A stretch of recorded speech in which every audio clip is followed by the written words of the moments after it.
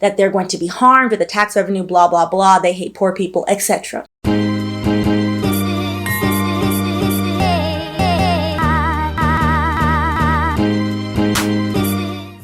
Welcome back to Wine and Chill. I'm Stephanie, and this is the first week of the year, and we're going to be doing a student loan update and a little bit about this wine in a second. Happy New Year! So every month we do a recap of the progress I'm making towards paying off my 6-figure student loans, which I amassed mostly through law school. Yes. And with Joseph's proposed student loan cancellation now on its way to the Supreme Court, we have been doing student loan updates. So that way you guys are up to date on when we're going to actually have to pay this back. Are any of these loans being forgiven, etc., etc., etc. Here's our quick agenda for today. We are going to go through how much I paid in November because this is the December student loan update and everything is retroactive. Don't worry, next week the January one will come out. Then we'll go through student loan forgiveness updates for the new year for 2023, what's coming up in terms of whether or not the student loan forgiveness plan is actually going to be going through. We talked about both lawsuits previously in the past 2 videos, so we're going to wrap up with the culmination of we're on our way to court, to Supreme Court that is, and unfortunately it's probably not going to end well. Last but not least, we're going to go through a little bit of budgeting, how to just make yourself feel a little bit better about it. I told y'all I had a few things to say about the wine in this video. A huge shout out and thank you to Cellars for sponsoring this video. Cellars is a wine subscription service. They allow you to taste great wines without leaving your house. This is how it works. You are going to log on to the Cellars website. On their website, they're going to ask you a quick 7-question quiz. Do you like reds? Do you like whites? We know I tend to lean more towards white wine. However, in 2023, one of my goals in terms of learning a little bit more about wine is to try some more reds. This is what I decided to try out of the 4 they gave me. This one is Mohavrain, Pinot Noir. And you know what? I really enjoyed, instead of me trying to read the back of the wine to figure out like, okay, why do I specifically like this red wine? They give you these really great subscription cards, very cute. And then on the back, it tells you everything about the wine. This wine's red fruit flavors are bolstered by subtle spice and chocolate. Savor the soft tannins and notes of red cherry, raspberry, cinnamon, and vanilla. I like that you can see the alcohol content, 14.1%. Profile, light-bodied red. And with this, now I know I like light-bodied red. So that was helpful. Learning new vocabulary words, and it comes with every single subscription you get, so we'll always explain the wine to you. Now I can log into my profile and write, let's try more of these. So it's expanding my palette. Thank you again, Cellars, for giving my subscribers a limited time offer for $50 off their first 4-bottle box. Click the link in the description to get started. It'll also be linked in the pinned comment as well, so that way y'all don't miss out. Also, let me know whenever you order your subscription box, let me know in the comments, and let me know if you have any of the matches that I have too. Maybe we can coordinate drinking some of the same bottles of wine together. And with that, since it's the new year and we didn't do an end of year video, I wanted to say thank you to all of you for supporting me in the past year.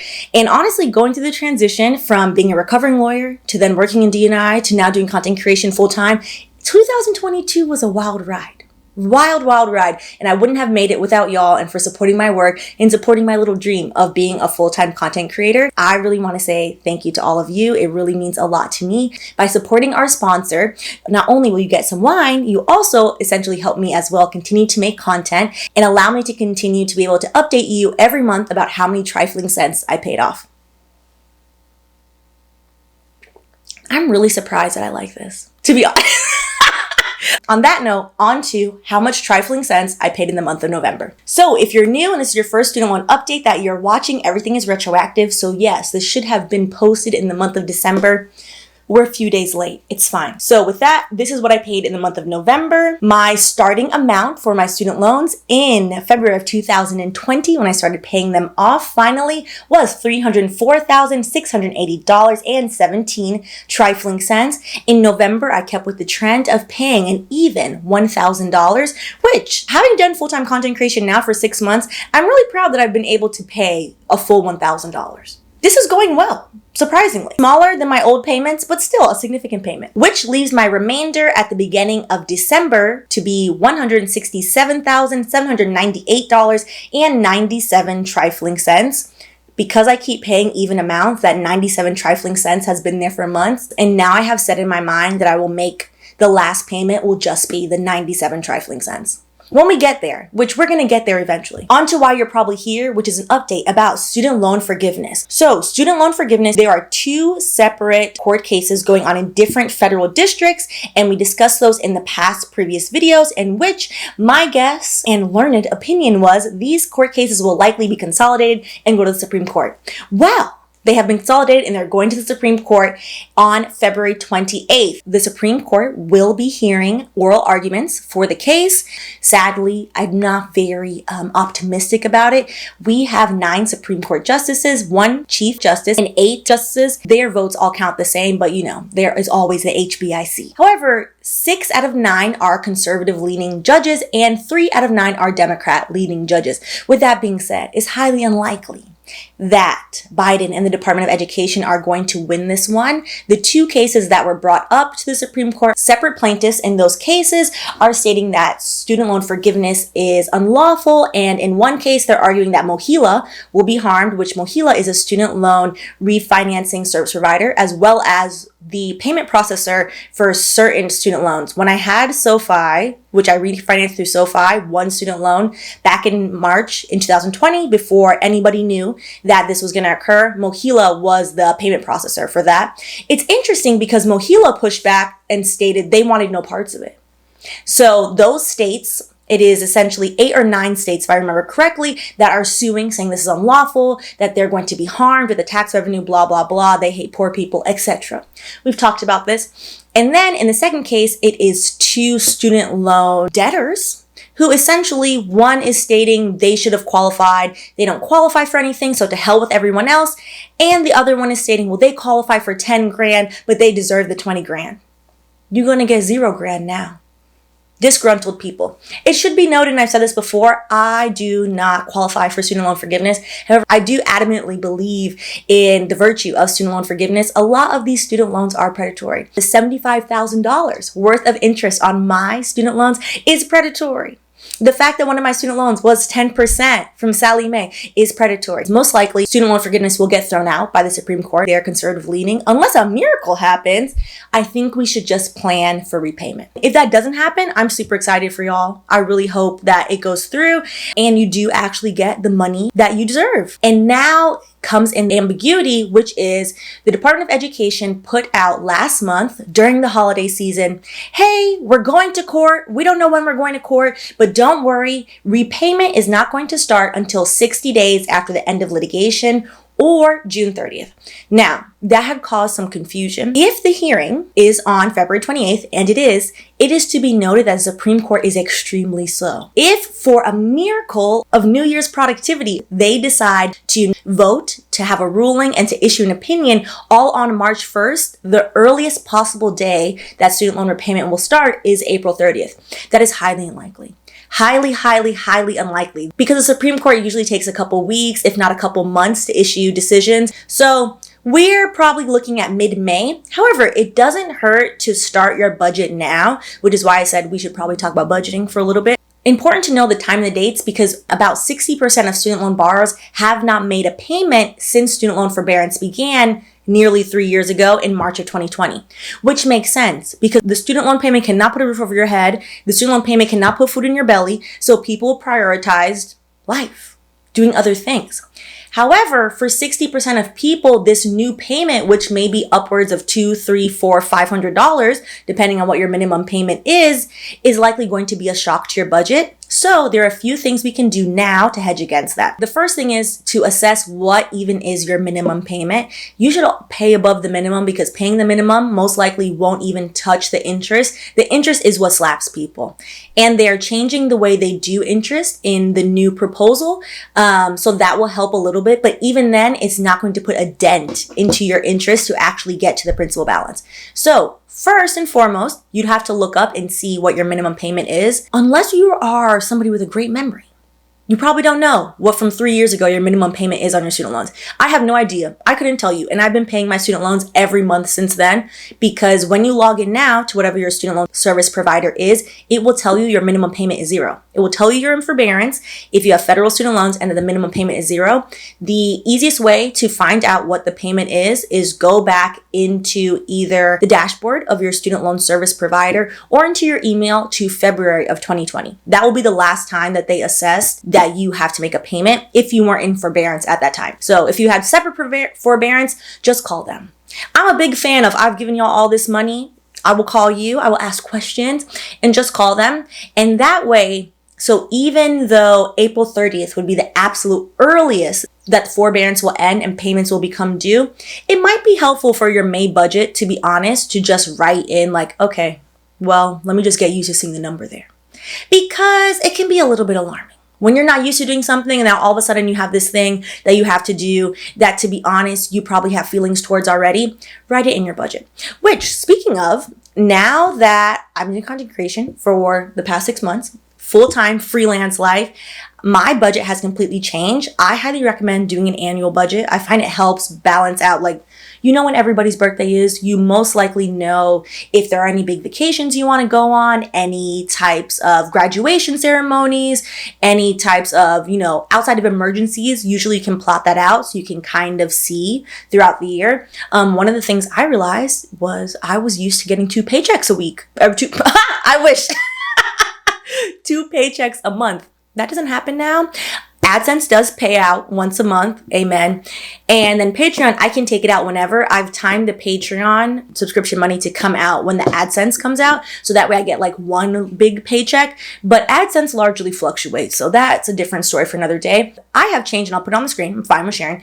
Have changed my budget to essentially look like this. And I have like some trackers in here too, so it looks a bit different. But I basically have different buckets now. So I have necessities/fixed expenses. So on your necessity, you're going to put in everything, that you have to have. Like, oh, well, my life will not run if this doesn't occur. Food, housing, if you have any credit card bills, those have to go on there. Then I have events. So anything that I'm like, okay, this is for this month. So my cousin got married last month, so I want to send them their honeymoon gift. So that I want to do this month. And then for me, I have costs for Wine and Chill. We got an editor, super excited. So she's been editing some of the videos. So whenever you see nicer graphics, that wasn't me. Shout out to Candace.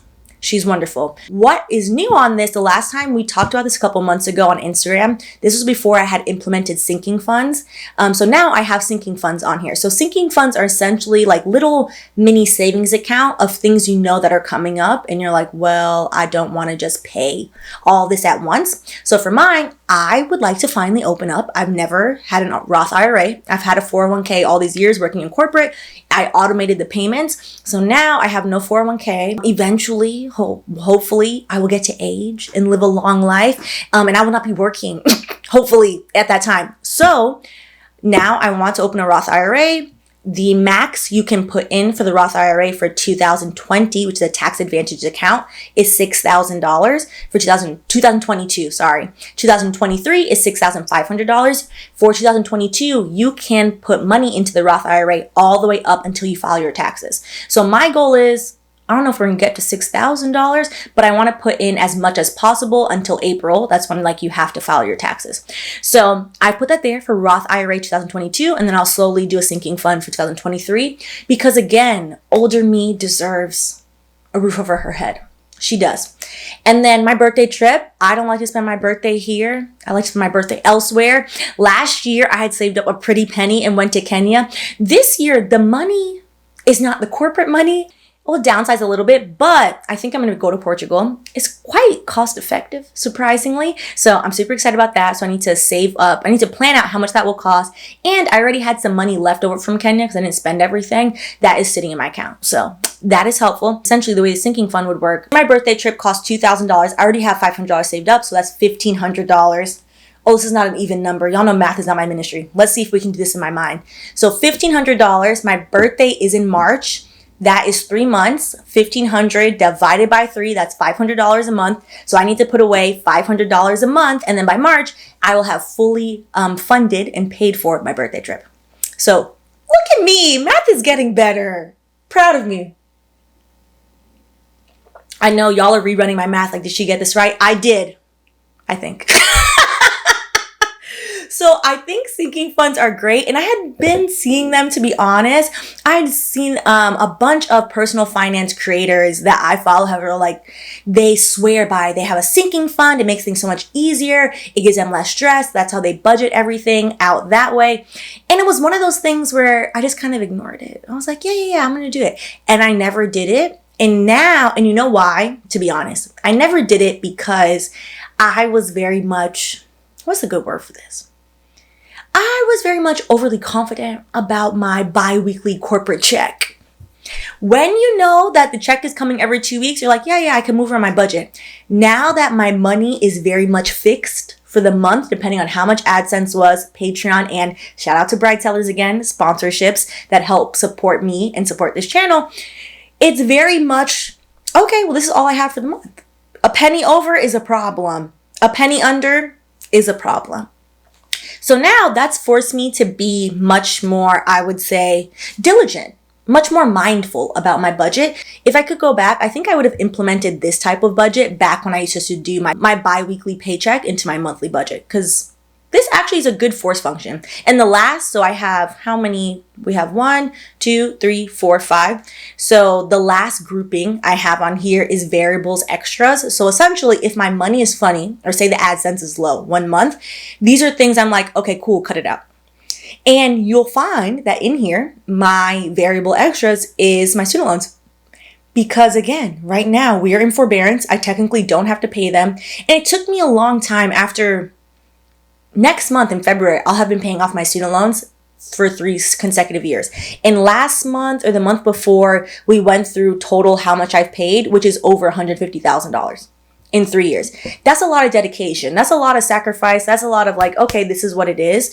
And it had programmed me for a long time, like, oh, I have to make my student loan payment. Like, I have to.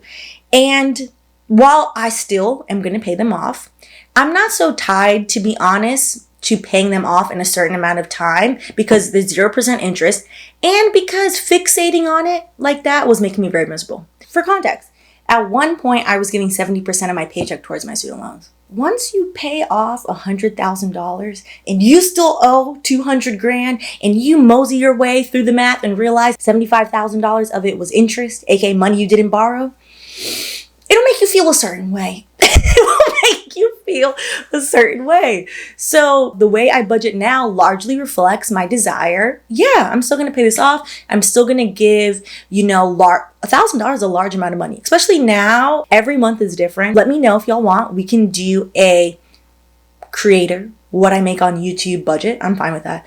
I still believe in salary transparency.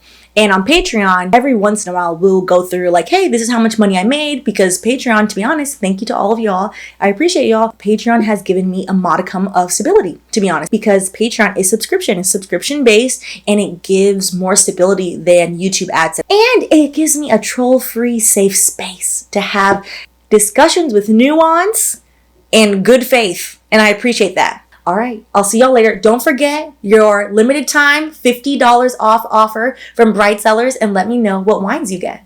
All right, catch y'all later.